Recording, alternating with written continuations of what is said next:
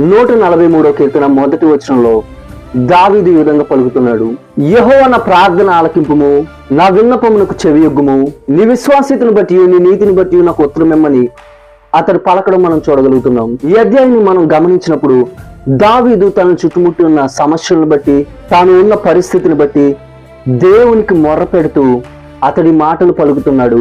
అతని మొర ఆలకించమని, అతని విన్నపాలకు చెవియొగ్గుమని, అతనికి ఉత్తరము దయచేయమని దేవుణ్ణి అతడు బతిమాలుకుంటున్నాడు.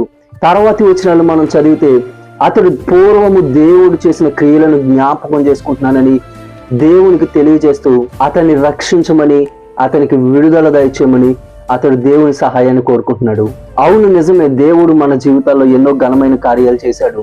గడిచిన దినాల్లో ఆయన ఎన్నో అద్భుతమైన కార్యాలతో మనల్ని నింపాడు. వాటిని మనం జ్ఞాపకం ఉంచుకోవాలి. ఆయన చేసిన కార్యాలను బట్టి ఆయన యందు మనం నమ్మికించి ఆయన సన్నిధిలో మనం ఎప్పుడైతే ప్రార్థన చేస్తామో దేవుడు ఖచ్చితంగా మన మొర ఆలకిస్తాడు. ఆయన మనకు వచ్చిన సమస్యల నుంచి విడుదల దయచేస్తాడు. కాబట్టి ఈ రోజు ఇంతవరకు దేవుడు మన జీవితాల్లో చేసిన కార్యాలను బట్టి ఆయన యందు నమ్మకం ఉంచి మనకు వస్తున్న సమస్యలను బట్టి విశ్వాసంతో ఆయనకు ప్రార్థిద్దాం. దేవుడు ఖచ్చితంగా మన ప్రార్థనకు జవాబు దయచేస్తాడు. అటువంటి కృప దేవుడు మనందరికీ దయచేయును గాక. ఆమేన్.